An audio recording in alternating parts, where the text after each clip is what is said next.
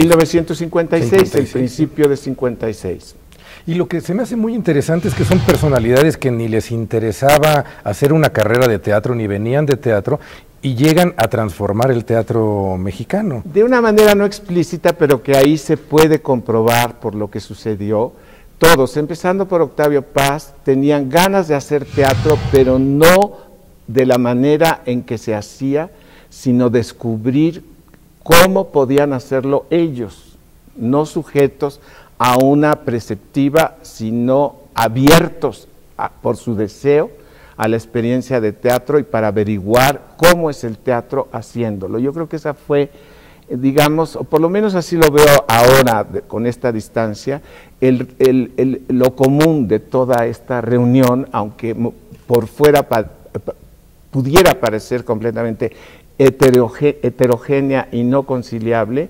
Al contrario, el que no fuera homogénea y el que fuera tan dispar en cuanto a que estábamos los desconocidos con los que ya de alguna manera sabían quiénes eran, ahí curiosamente empezó a suceder este intercambio de qué quieres hacer, cuánto tiempo necesitas, con quién quieres trabajar, y no tienes que hacerlo así y así, y tienes que presentar un presupuesto y tienes que decir lo que vas a hacer, porque nadie sabía lo que quería hacer, hasta que los resultados fueron mostrando qué era lo que habíamos querido hacer, cuando nada más teníamos las ganas de hacerlo, y bueno, los medios que la universidad nos dio para realizarlo, y en ese sentido creo que fue ejemplar el momento, y que en los que participamos en ese momento sembró esa libertad de llegar a hacer algo que no sabemos qué es, pero que es inaplazable, y que nos mueve a la confianza de hacerlo con las personas que están ahí reunidas.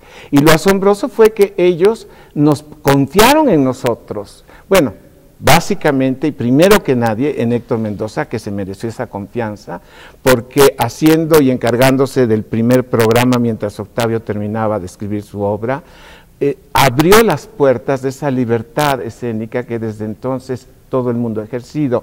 Y no es que sea lo único que se haya hecho en el teatro en México, porque estaban haciendo otras cosas también muy valiosas y de un estilo completamente opuesto, pero esto que sucedió allí sí fue insólito, y creo que ese es el mérito de este libro que escribió Ronnie Unger sin haber estado aquí.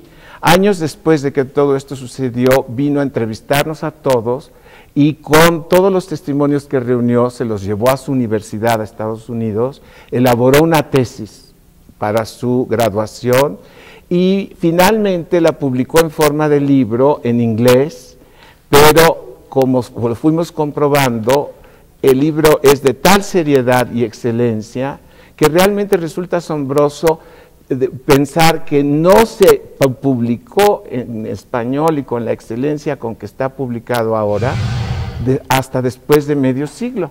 Sí, y entonces, afortunadamente ya está hecho, y eso de verdad que se lo debemos a Obregón, y que se lo propuso, y que la universidad pudo ver lo bueno de colaborar en esto, y ahí está el resultado. Entonces ahora ya cualquier cosa que yo diga, realmente no creo que tenga la solidez que está allí en ese libro. En eso eres muy modesto, yo lo he comprobado personalmente, pero si te parece, José Luis, si te parece, Nacho, después de una pausa vamos a continuar platicando con José Luis Ibáñez sobre el teatro mexicano y todo este movimiento de poesía en voz alta. Maravilloso. Enseguida regresamos a Revista de la Universidad de México.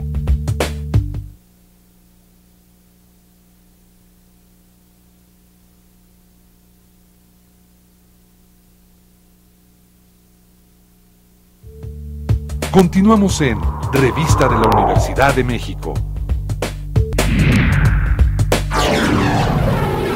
Estamos de regreso en el programa de la Revista de la Universidad de México.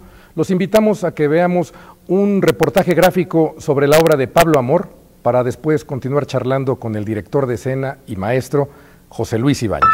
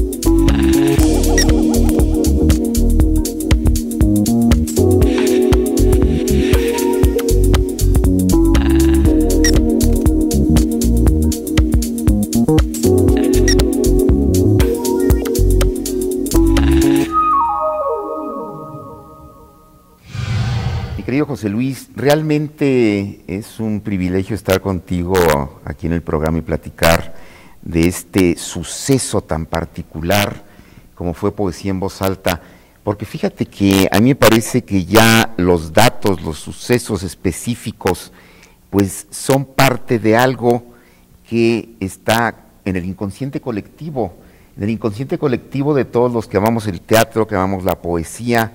Y a mí me sorprende cómo cuando yo llegué a la Universidad Nacional Autónoma de México, ahora ya por los años 62, 63, ya el mito se había creado.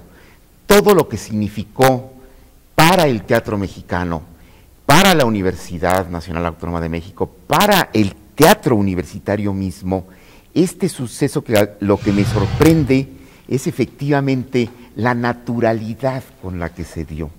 Esta especie de improvisación de alguna manera. ¿Cómo nos estás contando, por ejemplo, que una obra, que para mí es una obra verdaderamente maravillosa, como es La hija de Rappaccini, de Octavio Paz pidió simplemente unas semanas para realizarla? ¿Cómo nos cuentas de la participación de Arriola? ¿Cómo finalmente, más que leer poesía, decidieron quizá también improvisar un poco de teatro? Creo que era Bertolt Brecht, tú lo sabrás mejor, que decía que un pueblo sin teatro es un pueblo sin alma. Y de alguna manera esa alma, a la que yo lo refiero en este caso con lo del inconsciente colectivo, a nuestro alrededor, ya Poesía en Voz Alta de alguna manera es más que poesía en voz alta. Y es un privilegio para nosotros tener un participante tan directo, tan puntual, tan activo como fuiste tú.